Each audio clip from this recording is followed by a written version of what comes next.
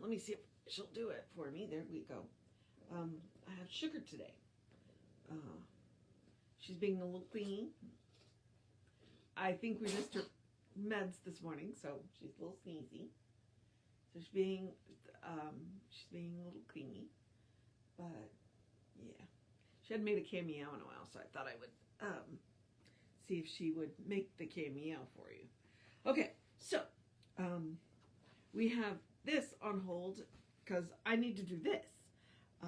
I need to read the chapter anyway for class on Monday, so there's no reason why I can't do it live, so that if somebody would like to listen to it, because apparently there is not an audible copy of this book either, which is just sad. So I am doing Emma Curtis Hopkins, Scientific Christian Mental Practice, Chapter 3, Affirmations in Science. And then once I get done with this, I will, tonight, I will be moving the chapters. There's a playlist on both the Creative Life Spiritual Center YouTube channel and on the Running Rev Ryan YouTube channel for this book. Yeah. And it takes about an hour to read the chapter, so we're gonna get to it. All right, Chapter 3, Affirmations of Science. Oh, let me get my trusty highlighter. There we go. Emma's getting pink highlighter. All right, Chapter 3, Affirmations of Science. The text of the third lesson of spiritual science is God saw the light and it was good. God is mind. Light is wisdom. Mind perceives that wisdom is good. Mind understands the good. You perceive as you go on thinking of first principles that it is your nature to be happy and powerful in proportion to your ability to appreciate what is good. Well, okay. I guess I missed that first time through. It is your nature to be happy and powerful in proportion to your ability to appreciate what is good. If a beggar child looking through an open gateway into a beautiful garden is filled with pleasure at the sight, forgetting the misery for a moment, they have given their own character a new vigor of goodness and they have increased the strength of their life in some metaphysical relation of mind to life. They have unwittingly given themselves a treatment in prosperity. You will note that, for the most part, the heart dwells with grief upon the contrast between its own lot in life and the bounty and happiness it realizes to be near it, and yet far from it. The heart may still cling to its misery while observing happiness. Here is where the office of denial comes in. Denial is elimination. In science, we are taught the value of elimination. The secret of freedom is in knowing what ideas are prejudices and should be dropped out of the mind. Okay? Denial is elimination. What are you doing? Dante is jealous. Okay. Between om and presence is the little syllable ni, N-I. Between om and potence is the little syllable ni, abbreviation for two Latin words. Ni stands for nigellum. Nigellum means nothing. Ni stands for nihil. Nihil means nothing. So between om, the mind, and its rightful possessions of power, place, and science, or wisdom, is the calm of darkness, or nigellum, which is negation, standing as it were something, while it is nothing. Okay, wait. Let me read that again. Is negation, standing as if it were something while it is nothing. Thus, between your mind and the attainment of its supreme bliss is the everlasting me, or the very bold assumption of nothing that is something. By dropping the claims of misery, you step through the valley of the shadow of the apparent reality of misery into the reality of blessed divine. Honestly, I cannot wait to hear what Jesse has to say about that sentence. Now, this knee, which lies between you and the presence of your good, is as apt to be one of your virtues as one of your vices. Okay? If you are one who takes pride in never speaking or acting from impulse, and who feels a sort of contempt for people who act impulsively, your virtue is the claim to be something when it is nothing. Does God take pride in never speaking nor acting from impulse? Let that pride in your virtue be eliminated from your character. Here, the Apostle Paul on the subject: though I bestow all my goods to feed the poor, and though I give my body to be burned, and have not charity, it profiteth me nothing. It is as sounding brass or a tinkling cymbal. It is well to act with discretion, but your virtue becomes as sounding brass if you take pride in your discretion. Okay.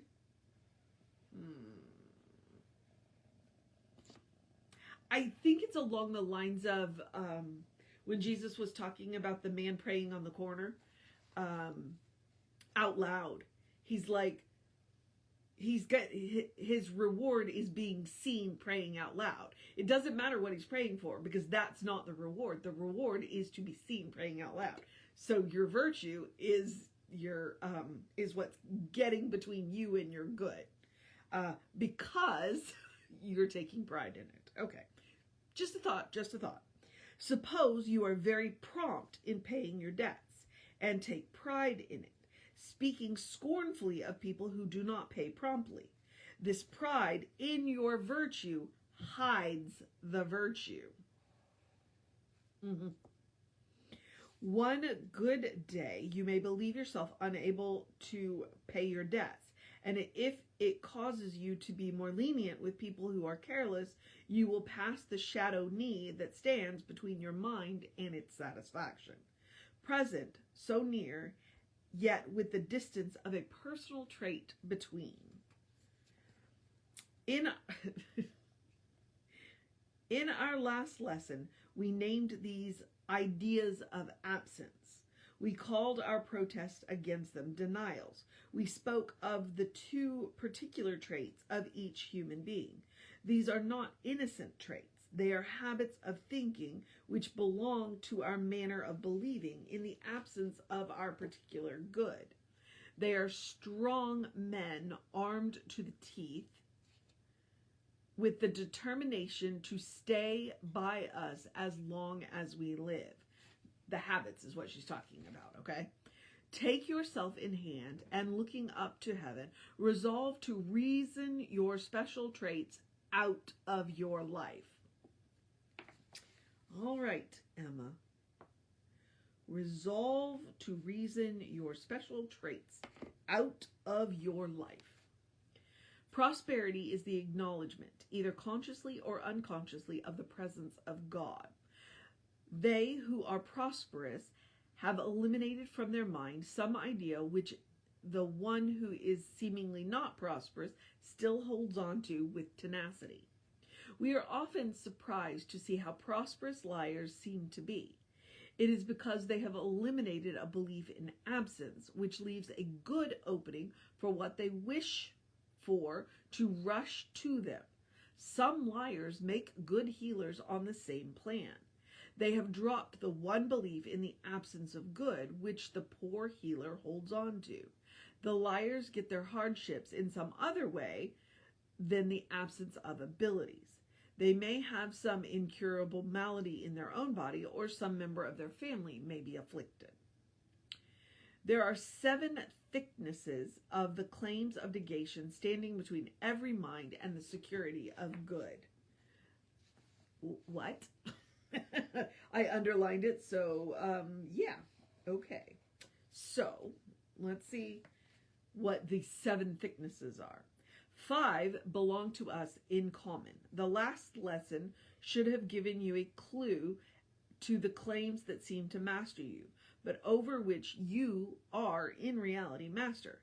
You can see that the claim of being ungrateful for your possessions, or for your education, or for your lot in life as it is, when met by you, melts down and leaves you the master when you were first come forth from the divine mind. So it is with selfishness, enviousness, jealousy, revengefulness, anger, etc.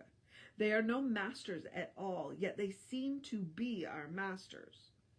So it is with all negation to good which faces humankind. There is a metaphysical or mental process for meeting them all and utterly dissolving them, as the sun dissolves icebergs. In place of each protest that we make, that is, in place of what we deny, we put a statement of great truth. What is that? What is it that abides here, or where your sickness seems to be? Is it not the fullness of the riches of God, the bold insistence upon what is there, or here, wait, hang on. The bold insistence upon what is here or there in reality is called affirmation. The bold insistence. All science has affirmation and negation. In the science of numbers, you subtract what is not wanted from what is wanted. In the science of geology, you say, this is not aqueous rock, this is not igneous rock. You show as much wisdom by negation as by your affirmation. One tells you that this is a picture of Napoleon and a dear friend wounded in battle. You say, no, that is Aeneas bearing away his father, Anchises. One tells you that sin is a terrible evil which God permits. You say, no, God is the only presence and tolerates no other nature in its realm but its own nature. If you protest, all sin will seem like a dream of night, not worth rehearsing. There are 5 affirmations belonging to the negations we make, to which I will now call your attention. These are the 5 wise virgins of the object lesson of Jesus,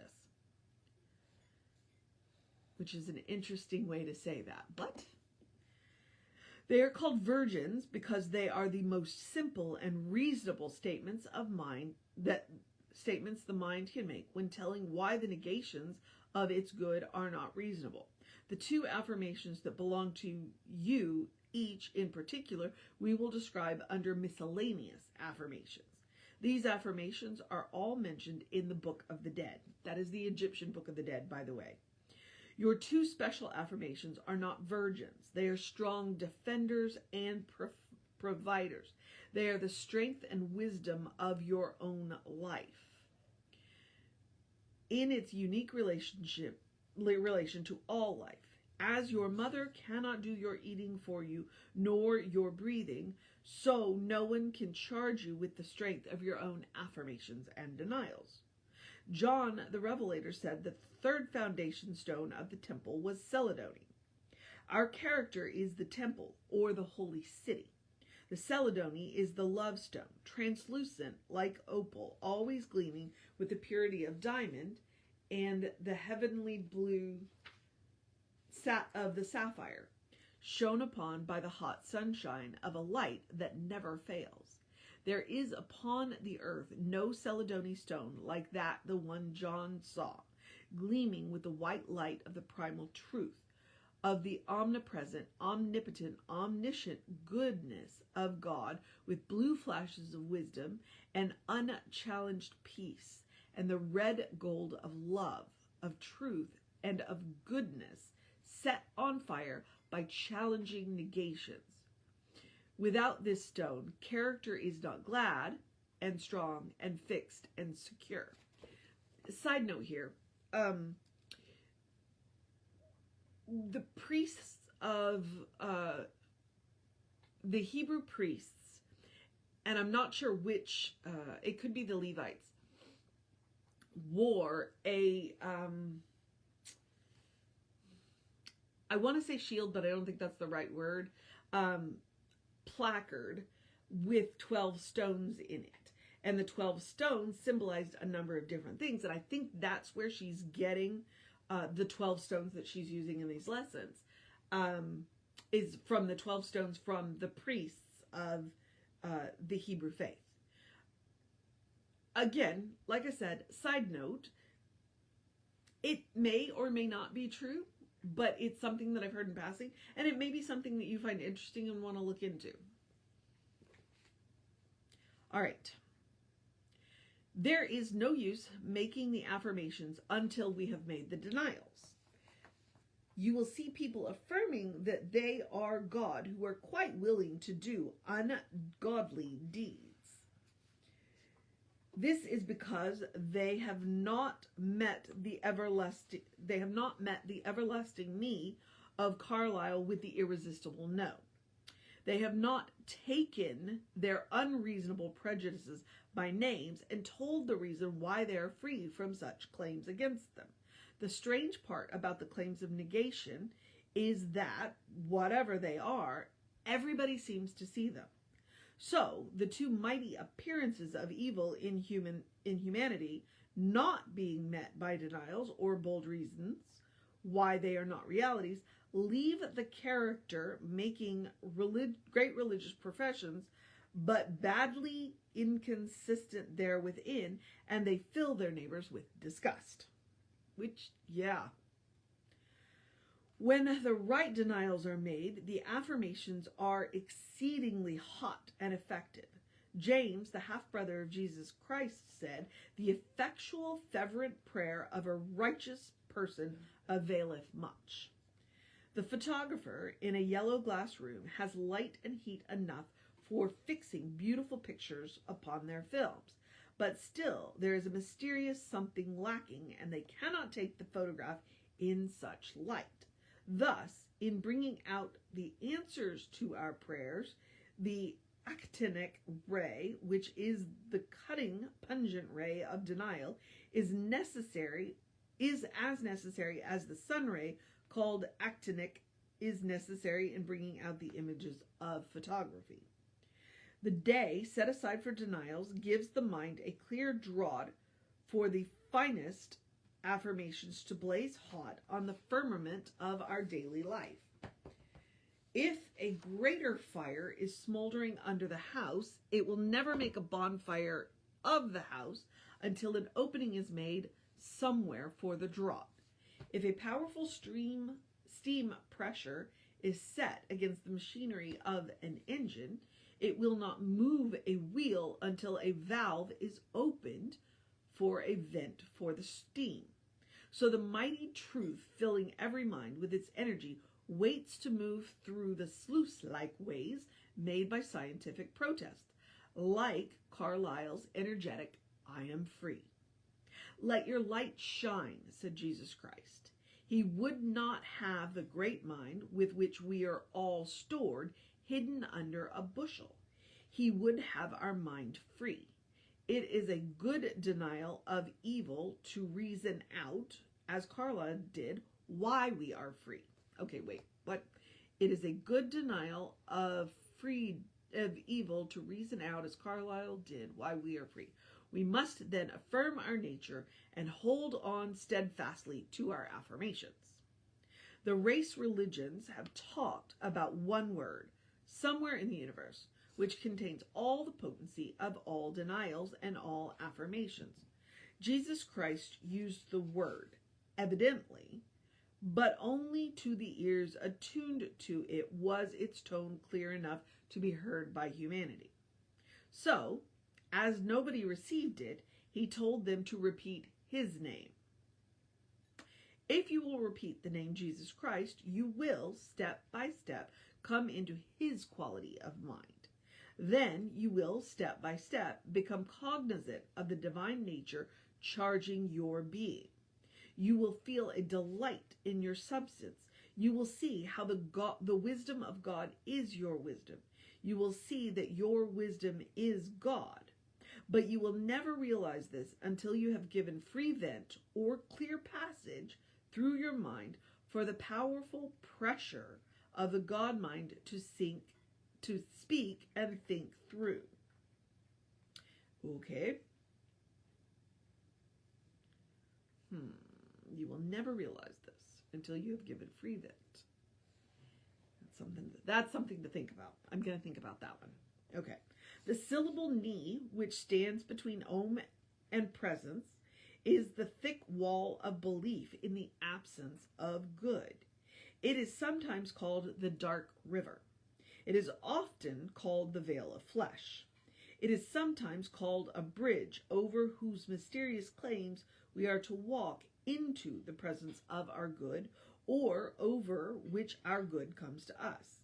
Many people who have accidentally, as it were, stumbled upon the denials of science have made some of the affirmations with good effect. They did not make the personal denials.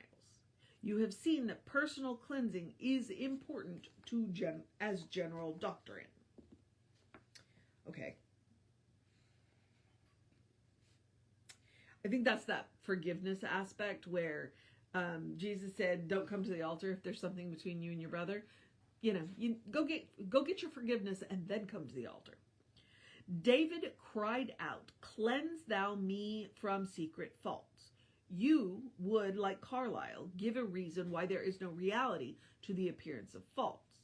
To the great Om, which is the pressing intelligence and wisdom of your own mind, you would say, "Thou knowest that I am not wicked, for thy hands fashioned me." You would take your selfish disposition, and to the great Om or Om mind, you would say, "Thou knowest that in spirit and in truth I am not selfish, for thy thoughts sent me forth, thy mind thinketh my life, thy hands fashioned me." It would not be long before wise and earnest denials,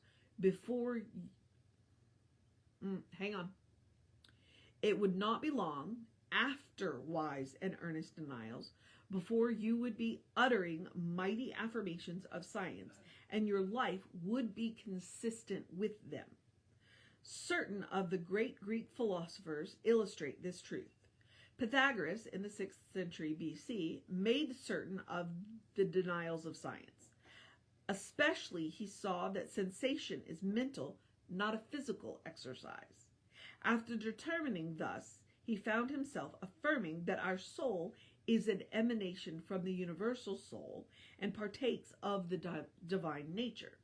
The soul in humanity is the self-moving principle. Well, that's interesting.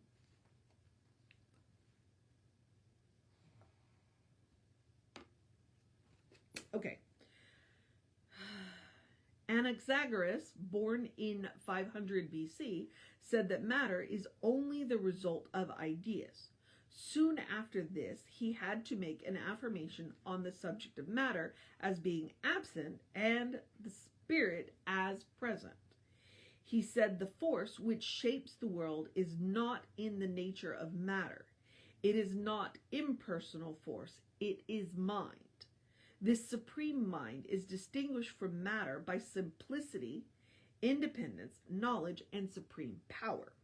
Plato, a century later, found that evil is a way of believing and not omnipotent. This denial opened the way for him to affirm God is goodness. A denial and an affirmation always seem to match each other. When Jesus sent his messengers forth, he sent them in pairs. You will see by reading over the characteristics of the men that one was positive while the other was negative and receptive. For instance, Peter and John. Peter was impulsive and positive. John was trusting and yielding, and therefore coincided with all the eloquent impulses of Peter. Jesus Christ spoke his sentences with negation and affirmation as, Call no man your father upon earth, for one is your Father, even God. Come unto me, all ye that labor and are heavily laden, and I will give you rest. He put his negations sometimes as if they were realities. As, for instance, he seemed to be admitting the reality of labor and weariness in this quotation, but he called flesh nothingness. So he was not making a reality of its operations. A young man who was seemingly very sick indeed said suddenly, Satan, get out of the way. God Almighty, do your work. Now, the young man had been brought up without any belief in Satan, so he was only meeting a condition of unreality by a name applied to the whole knee of the whole world, to the whole run of evil in creation. Jesus often called our belief in the absence of good by the name Satan. Job called it Satan. A strong scientist said he had to meet all his lack of supply by some negative statement or form of expression, or his mind would not work it out into view quickly. If he was requiring money, he never said, I am applied with all I can use. He said, I do not need money. And thus he made a clear way for his bounty to come to him. Some people who cannot sleep will fall into peaceful slumber by saying, I do not need sleep. For you see, they made the word need a great reality. It is the name of their belief in the absence of good. Okay. The belief in absence takes many ways of exhibiting itself and clothes itself in many words. Some of you may have the belief in the absence of good take the form of being grateful that you are so much blessed more than others. There is no point where one is blessed more than another. It sometimes flatters our vanity to have people tell us how much more of science we know than they know. Be not deceived by admitting it for an instant. All are partakers of the divine mind in equal potency and might. Okay, hang on. That's one of the things that, I've been trained. I've had years of schooling and training, but I don't know it any better than you do for you. I know it really well for me, but I don't know it any better for you than you do. I think that's what she's saying. All are partakers in the divine mind in equal potency and might. That's very interesting. If people cling to us, it is because they have not learned to appreciate themselves. When they realize that their understanding or their wisdom is good, they will not depend upon you for anything. It is evident, if they do lean upon you, that you ought to think towards them and for them in a way which turns them towards their own relation with their own divine nature. Which is exactly what practitioners are supposed to do. We hold the space until you can do it for yourself, but we push you to do it for yourself. All right. If you watch yourself, you are likely to discover that you lean upon someone for companionship or strength or sympathy. Emerson prophesied that the high laws are to be taught in the future, which would teach humankind to find themselves self-companioning and self-strengthening. This is discovery. It comes with the affirmations of science. It is evident that you must see, as divine mind, that your own nature is self-companioning.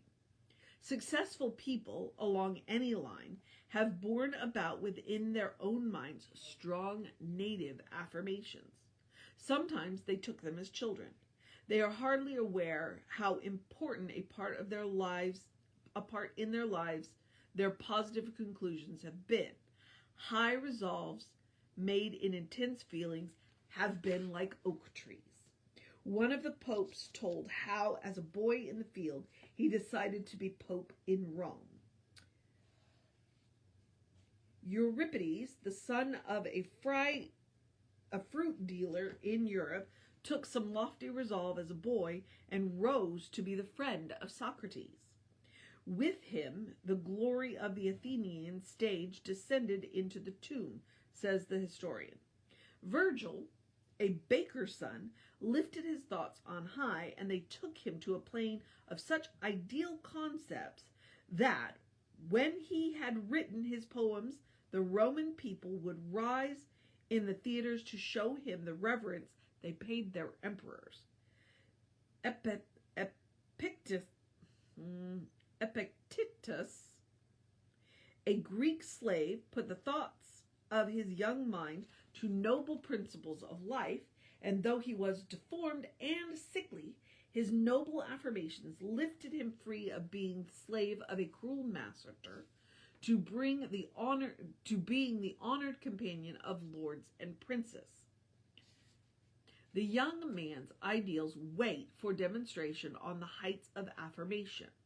The mother whose tired feet touch the hills of light shall say, "My God is rest." She shall see that her thoughts are good. The care-burdened father shall sight the port of the heavenly city of well done, and God, his God, shall take away his care. And they shall be mine, saith the Lord of hosts, in that day when I make up my jewels, and I will spare them, as a man spareth his own son that serveth him. Clearly, that is a quote from somewhere. It might be interesting to look it up. The hilltops of delight are the true meanings of affirmations. They cannot be reached except by clean feet and pure hearts. All the way of life, with beautiful health, beautiful judgment, and happy success through spiritual doctrine, lies open to them who, commencing with the jasper stone, feels the love gleam of the celadony, and the third message of Jesus, God is love.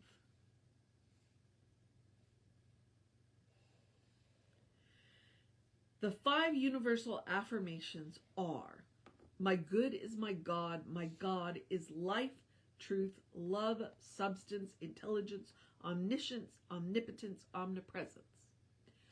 2. In God I live and move and have my being. 3. I am spirit, mind, wisdom, strength, and wholeness. 4. The I am works inevitably through me to will and to do that which ought to be done by me. 5. I am governed by the law of God and cannot sin or fear sin, sickness, or death. Set apart a morning each week for making your mind touch the mountain peaks of the most noble thoughts. They have many ways of being expressed, but these have the substance of them all. Your own 2 affirmations, which, if you use them, would lift your life out of bondage, must be sought out and spoken by yourself. If your life seems turbulent, you had better speak of peace. If your life seems defenseless and unprotected, tell of the defense and protection of the Most High God. If you seem to fail in everything you undertake, tell how your God can take the small and insignificant things of human seemings and glorify its own name and nature thereby. It is not to the seeming failures of your life you must look for your reputation among the angels of light, but to the purpose you have held.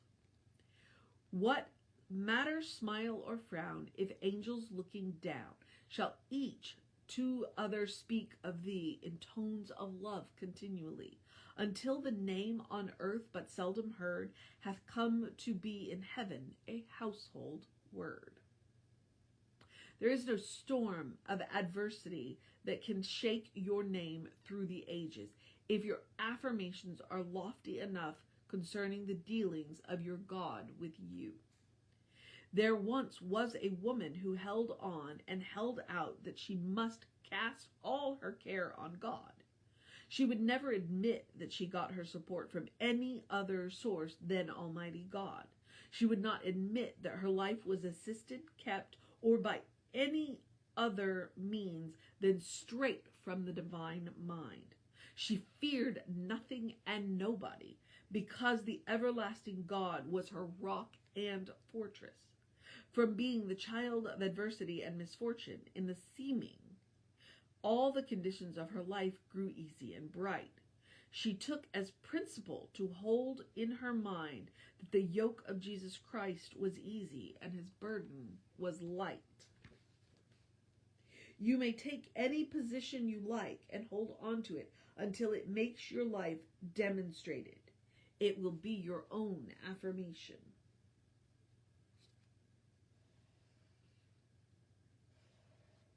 Many people change their affirmations. You can add to your affirmations, but you should not change them. You may explain your affirmations. Then the repetition of them will help you. Let us explain the first affirmation that makes the first denial. My good is my God. My God is life, truth, love, substance, intelligence, omnipresence, omnipotence, omniscience. Why do we each say, my good? Because we are each the unit around which our good swings. If we are right, entirely right in our relation to our good, and we can explain how we secured our good, we can tell the world how to attain its good. Jonathan Edwards made a noble discovery under this point. He said he found the supreme plan to be that he should attend to the salvation of his own soul. He put the idea crudely, spoke in a language of his time, which called the exhibition of our divine nature the salvation of the soul. You can see for yourself that your soul does not need saving. It needs to be made visible. The power of your soul shows itself upon the least little exhibition of determination not to believe in the reality or power of evil. On any plane of thought, you will find that the resolve to be on the side of good and right will win victories for you. Health will come plainly into sight. Prosperity is certain to come to you. Happy life comes to you. Why do we say, my good is my God? Can we not see that every move we make is to get some good to ourselves? Do we not breathe because we think it will be better for us? If you wish to stop breathing, even that will be because you think it is more comfortable not to breathe. You will feel deeply that there is good for you, so all the time you do your best to get that good. It makes the good your governor. It makes it the governor of your life. Thus, it is your God. It is for you to choose to make your God either the most high principle which Jesus Christ taught, or the incidents and happenings of your everyday lot in life. Dante, what are you up to? Whew. Well, you know what? Since I'm taking a breath and talking to my cat, I'm going to get a drink.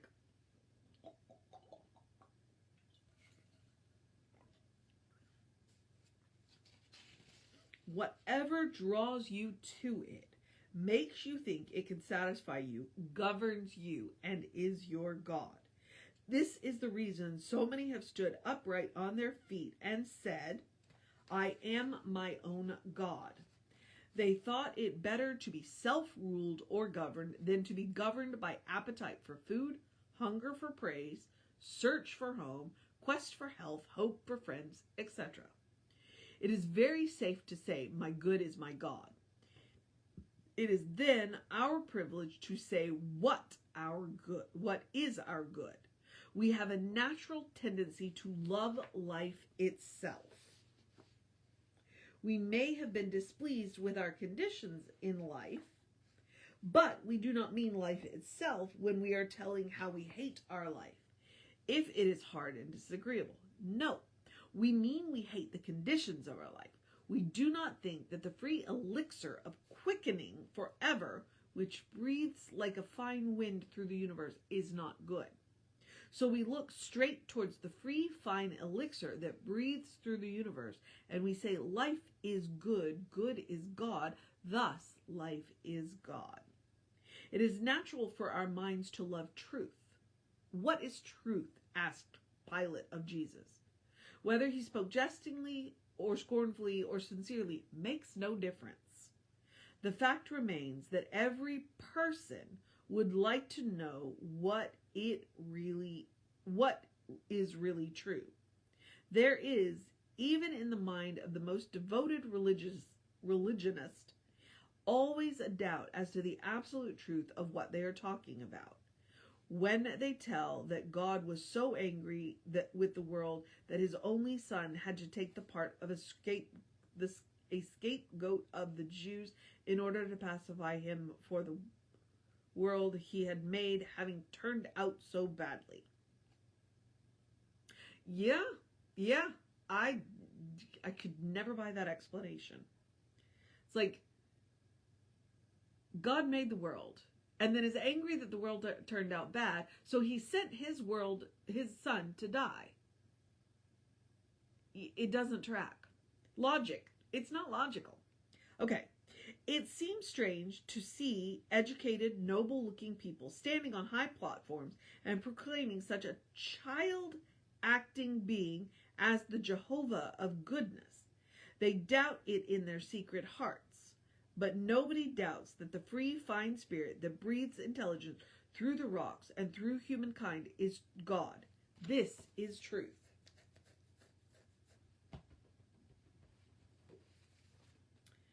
The speaking of this truth leads on to other truth.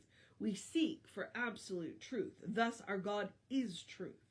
Jesus Christ said, I am the truth. He meant that he spoke the truth. He also said, I am the life.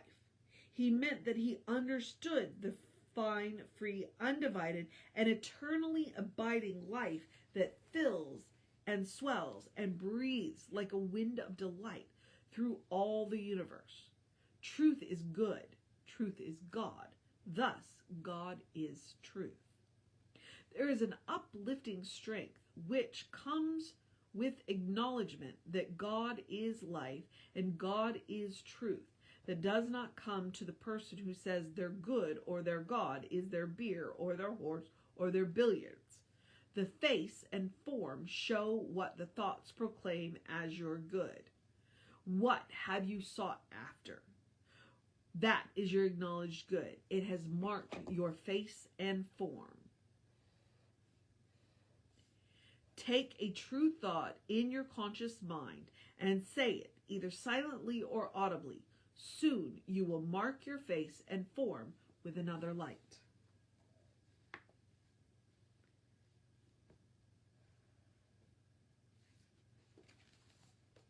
Moses said that the acknowledgement of the right and true. All right, hang on. Moses said that the acknowledgement of the right and true God would be like a wind moving across the face of the waters for the light to break over. Waters are conscious thoughts. If we have occupied our thinking mind with what we shall eat, drink, wear, and such subjects, we are in a dark state of mind. It is the Egyptian darkness. If then we begin to occupy our thinking mind with the subjects we call divine principles, we feel the glow of on high shining either suddenly or slowly over and through the mind. Again, we name our good. We keep on naming our good. We say our good is love. We do not mean the selfish clutch of some human being upon our time or attention, or our body or our thoughts. We do not mean the clutch we sometimes feel upon the time and attention of some other human being. We do not mean the clutch we feel towards money, towards food, towards home, towards animals or friends. No. We mean the free, fine life of delight that streams with kindness and mercy and gentleness and entrancing beauty through the universe and draws with it its irresistible kindness, all things and all people to love it and feel its love.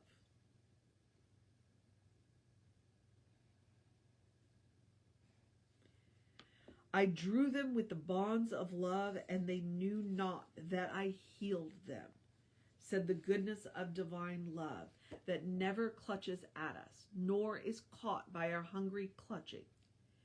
It is the most high good, nameless in the life of humanity, while they seek material good, and nameless in our thoughts, while ever we think there is some power operating against us. Nameless in our thoughts, while we believe that there is something good absent from us. Nameless in our minds, while we think we have inferiority or hardships or suffering or loss. The most high good is life, truth, love. There is a wonderful, uplifting energy in the words, Most High God. The mind is lifted to higher feelings of truth and love. The Most High good is higher than any good we have yet realized. So we speak on the lofty heights of our highest words. Out of reach of words, we have the love that draws the universe and keeps all things seeking and seeking it, but never finding it until the mind meets the great plane of unreality and strikes it with the omnipotent no. Yea, I have loved thee with an everlasting love. Therefore, with loving kindness have I drawn thee. It is the true and eternal substance that woos us with its everlasting love. To lay hold upon your good is to be satisfied. Then there will never be any feeling that what we love and are satisfied with will leave us, fail, or disappoint us.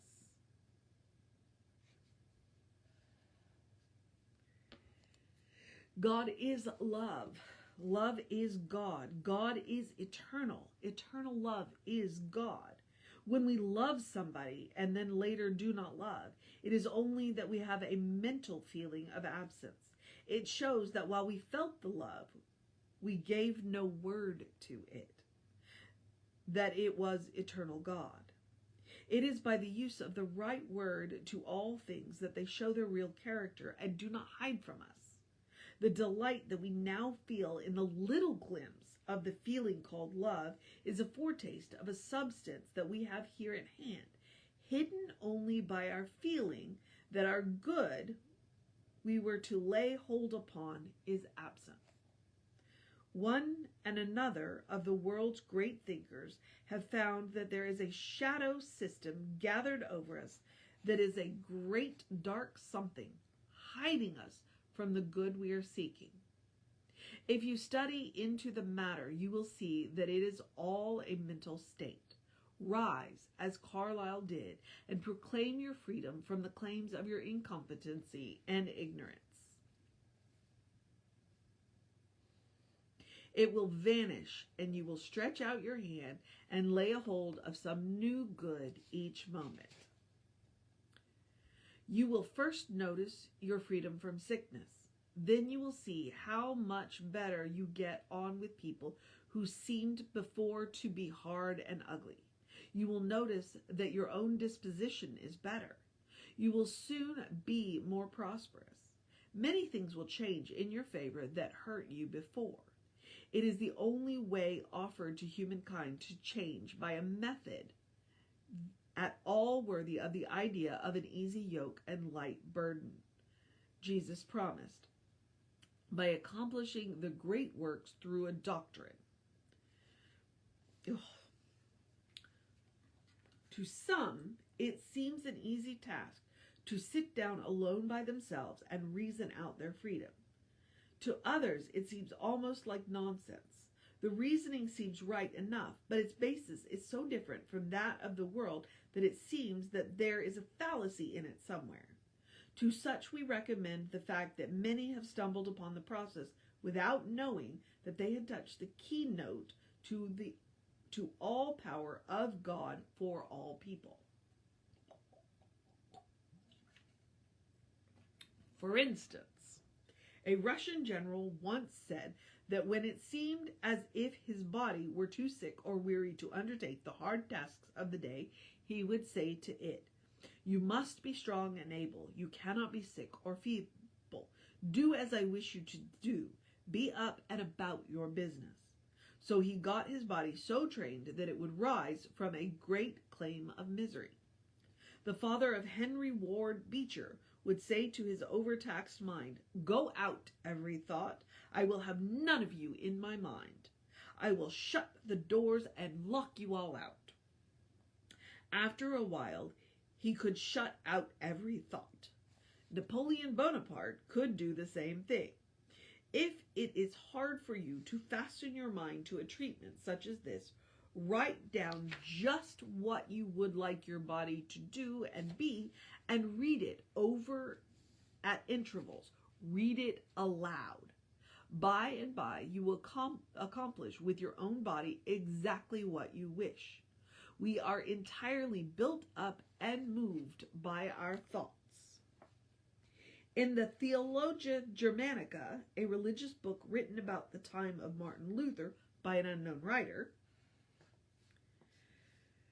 we read that if any practice in religion seems at first hard and almost impossible, one should persevere in practicing it until it becomes easy and natural. In this statement of what God is, we say God is life, truth, love, substance, intelligence, omnipresence, omnipotence, omniscient. Everything that is evil seems present enough. That which we call good may seem to fail us easily. Presence which endures is substance. Okay. That which we can take hold of and keep is the kind of good we would have. Paul tells us to feel after God. God is substance. God is good. Our good is substance. It is a very good part of the statement of truth to say that God is substance, present with us. Our good is substantial presence. For people who believe that their good is absent, it is a helpful word. There is no poverty, no lack, no loss, no want in this word substance. Our God is near as substance.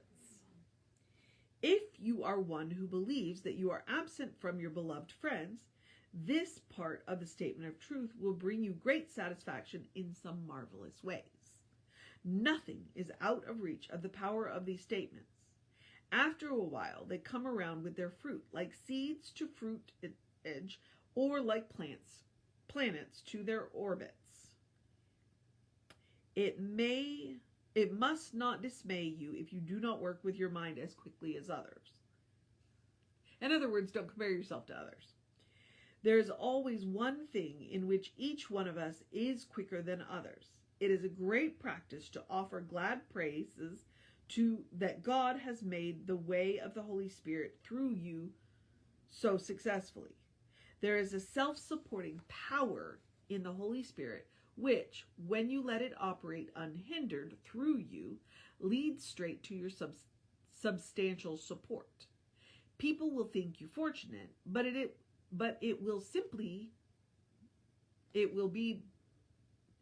be simply because you have thought on a high plane of provisions until you opened a gateway of the mind. Support is substance. Skill in action is substance. If you can do things skillfully, you have the substantial action of the Holy Spirit. The Most High God lets fall the easy touches of her all-powerful fingers. Nope, the Most High Good lets fall the easy touches of her all-powerful fingers. Give glad, joyous praises every night before going to sleep to the Most High Good, that the Holy Spirit fills your thoughts with ardor and fires your affairs to splendid achievements. Your good is practical, substantial satisfaction. You must be satisfied in mind to be utterly satisfied, must you not? If the beggar child, looking through the window into a home of plenty and forgetting her physical misery because her mind is so happy, can keep that up for 5 minutes, she can cause her mind to draw someone to feed her body that very day. Suppose you multiply your soul's delight in the knowledge that God is the very substance of the things you want, by a number of degrees more than her delight. The arm of the Lord is not shortened because it cannot save you from every want. Wait, what? Hang on. Suppose you multiply your soul's delight in the knowledge that God is the very substance of the things you want. By a number of degrees more than her delight, the arm of the Lord is not shortened that it cannot save you from every want. God is spirit. Then you see the substance you long for is spirit. Very well, be spiritually happy, and the material shadows of the affairs of your life must be happy. We have to use our intelligence to be acquainted with our good. God is intelligence. When we know God, we have touched the very substance which can inform us how to work each minute wisely, so as to be clothed and fed and housed and healed without any other process than simply knowing God. To know God is to be God. We are exactly like what we know. Does it not take intelligence to know intelligence? The more we can appreciate the mind, that the mind is God, and that it is the only intelligence that there is operating through the universe, the more we know in and of ourselves. It keeps fixing the mind on new intelligence to say God is intelligence. The psalmist wrote how the mind of God is forever saying, "Acquaint now thyself with me and be at peace." In you is all knowledge. By saying that God is intelligence, that God within you brings to show forth through yourself great wisdom along some line, you may be very wise in healing the sick. You may be very wise in speaking in public. You may suddenly be able to speak in many languages, as did the apostles of old. The words applied to the Most High Good as omnipotence, omnipresence, and omniscience will enlarge your sphere of action by lifting your mind away towards the heights and depths which do contain God, the eternal, changeless principle. You are the mind that stands back and uses great words to express your ideas about the Most High Good. Do not get entangled in your own words. You are greater than any words you have ever used. At present, you use words to approach unto your own good. There will come a time where you will not use words. There will come a time you will not use words. The Eastern mystic repeats the word Om by drawing in their breath and speaking the word 12 times. When they hold their breath and repeat the word 24, then they hold their breath and repeat the word 24 times. Finally, they feel that they themselves is Om. To feel that Om is your substance, your life, your mind, is greater than to feel that the words you say are Om. The only words you speak and be identified with wisely are, "I am my own understanding of God."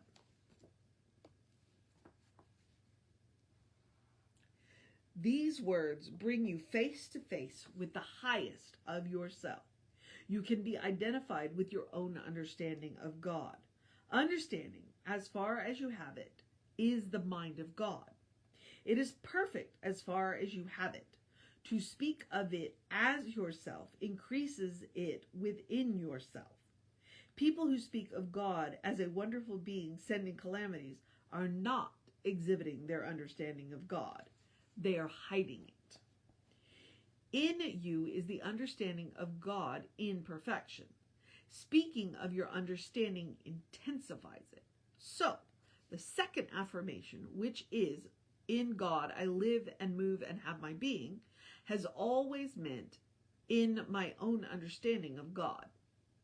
There is a great intensifying of the fine intelligence in the mind that stands up and identifies itself with its own understanding of God.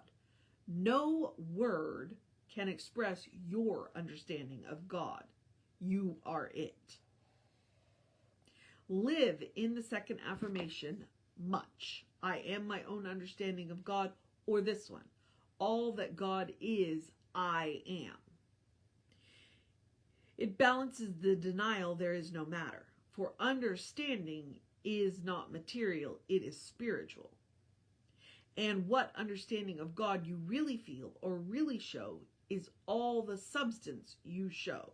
Your understanding is your substance. This is true of everything. It is only substance in its understanding of God. This leaves spirit the only substance. The third affirmation is, I am spirit, mind identical with God, wisdom, strength, wholeness. This is your understanding, which is the same substance that God is. If we have called God spirit, then we are also spirit. If we have called God mind, then we are also mind. If we have called God the universal breath of life, then we also shed abroad the universal breath of life. It would seem to cause fine free nature to make itself felt through you in power. Wisdom will beam from your countenance.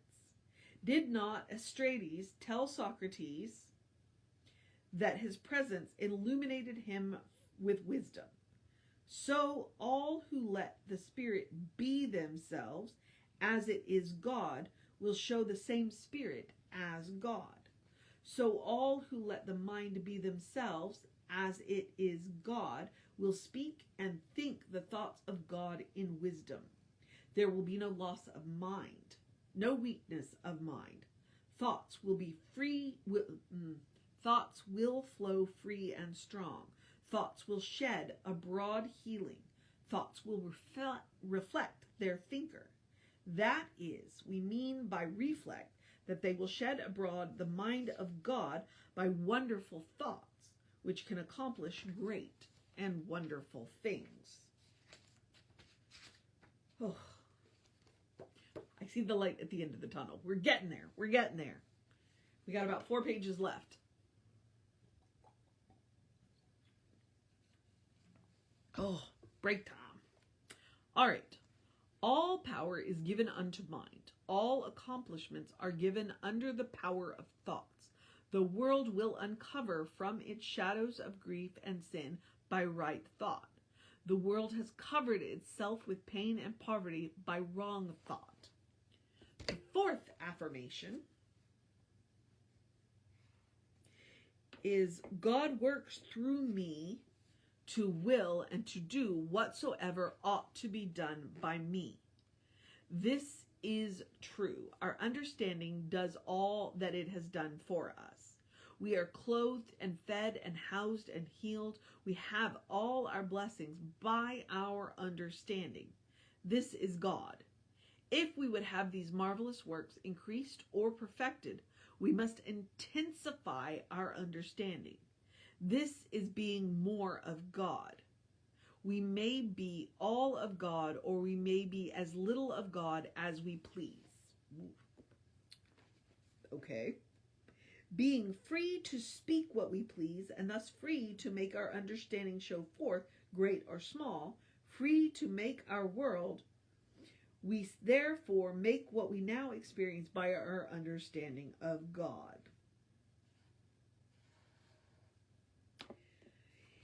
If you put up with many small annoyances, thinking that by such conduct you smooth things out, is it not your understanding of good which causes you to act that way? If you would have your conditions performed to please you better, you must understand a larger good. Whatever you do, and whichever way you turn, it is certainly by your understanding of good. The statement, God works through me to will and to do that which ought to be done by me, can be put in this way. My understanding makes my world according to itself. Either way of putting the affirmation will perfect your understanding. Yet when I say perfect your understanding, I do not mean that your understanding can be perfected.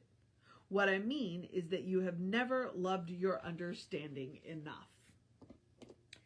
There is nothing you can do. Hang on. Wait a minute. Let's try this again, okay? What I mean is that you have never loved your understanding enough. There is nothing you can be so well pleased with as your understanding. Watch it and give it credit for all the good you receive.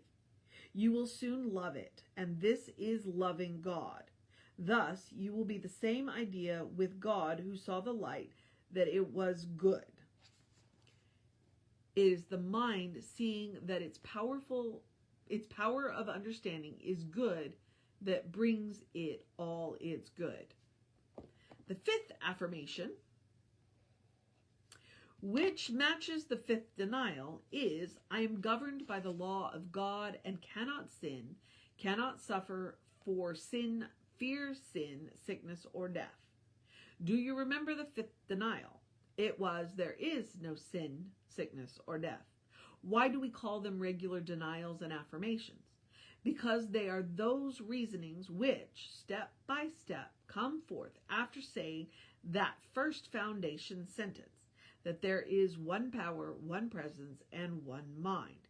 That one mind, which occupies all things, says there is good. The conviction is understandable, thus all-powerful. The good is. The good is God. Thus God is. There is one mind, and that is good. Thus God is mind. There is one power, and that is good. Thus God is power. There is one everywhere present idea that is good. Thus God is omnipresent as the idea of good. After reasoning this way from your own mind, you cannot help making the denials of science. Remember, denials mean rejecting the appearance against the good. Appearances against the good are the negative of good. This we meet by denying the evil and proclaiming the good. It is as if something denied the good. We meet the lie with the truth. We meet the appearance with reality. We meet the claim of absence with the truth of presence. This we have sometimes called the omnipresent no. We have called it the universal negation. Logic is mental reasoning. We are reasoning out the laws of the action of mind as it conquers the universe of righteousness. When we step along in ideas with Moses and Jesus, all humanity sets out to overcome evil, to overcome ignorance, pain, sickness, and grief. But it is by instituting other forms of ignorance, pain, sickness, and grief that all achievements of the earth are wrought. Wars and hardships and cruelty of humanity to man. Hang on.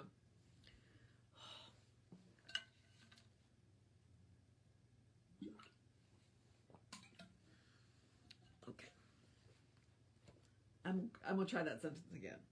Wars and hardships and cruelty of person to person mark the great works of the world. By way of Jesus Christ, there is peace on earth, goodwill to all people. It is by taking hold of a doctrine which, by thoughts and words of a certain character, let all things come to pass as God wills. It is an It is that action of mind whereby all humankind would let the reign of God come on earth and be glad to let it come. Their whole nature is changed by seeing the reasonableness of the reasoning. The fifth affirmation is the same as saying, I govern my world by my understanding of good without sin, sickness, or death. I understand God, therefore I love God. You certainly do govern your world by your understanding of God as good. And if you have agreed to say that, you see how it is possible to get along without sin, sickness, or death in your world. It is your privilege to say so. It is your privilege to say so. You realize that you are governed by your understanding of good. This is your understanding of good. This is your God. It is God. It is all the God there is. It is principle, high principle. They who know the unreality of sin do not fear it, nor grieve about it. They who know the unreality of death pay no attention to it. To them there is no sin, no sickness, no death. To them there are other affirmations easy to believe. They can say with the psalmist, with me is understanding, I am strength. They can heed the voice that came to the prophet, say not, I am a child. See, I have this day set thee over the nations and over the kingdoms. You will feel that you are a transcendent nature. You cannot help feeling that all power is yours to use. You cannot help using your divine wisdom and power. You cannot help understanding Christ. And as you understand Jesus Christ, you have his mind. When you have his mind wholly, you have an understanding of the apostles' injunction to let the same mind be in you that was in Jesus Christ. Then you will understand why so many scientists have spoken of their divine nature as God, and you will see that it is through not yet understanding that others have criticized them. Your nature is God. Your possessions are power, wisdom, and substance. Between you and your possession lies the claim of the absence thereof. You proclaim your right way, and down falls every evil. Try it, and so prove your divinity. It is written in the scriptures, prove thyself. We prove ourselves. By uniting with our power, we are married to God, our good. We are identified with our understanding. This is a marriage. This is marriage. Jesus Christ was married to God in that he was united in his understanding. All your noblest aspirations are to be filled by being in full understanding of God. Set apart 1 hour or 1 day each week to affirm your divine relationship to God, your God. And that's the end of the chapter. At which point I'm going to point out to you that Jesse frequently says the God of your understanding. And it kind of, I have that sneaking suspicion that he got it from Emma. The God of your understanding. Oh, okay. That was a marathon and a half. Okay, I'm going to take a deep breath. And that was chapter 3, the affirmations of science. And I find it interesting that she spent almost as much time talking about the affirmations as she did the denials in this chapter on affirmations. But Emma's a big believer in the denials from the standpoint of you got to deny what isn't real. You deny what isn't real, and then you affirm what is. And it's the denial that eliminates the nonsense in your life, and the affirmations which bring the light to your understanding. All right. Well, we'll have class on Monday night, so I'll be interested to see what he has to say, and then we will pick up with chapter 4, which is foundation of faith. All right. Thank you. That was chapter 3 of Scientific Christian Mental Practice by Emma Chris Hopkins.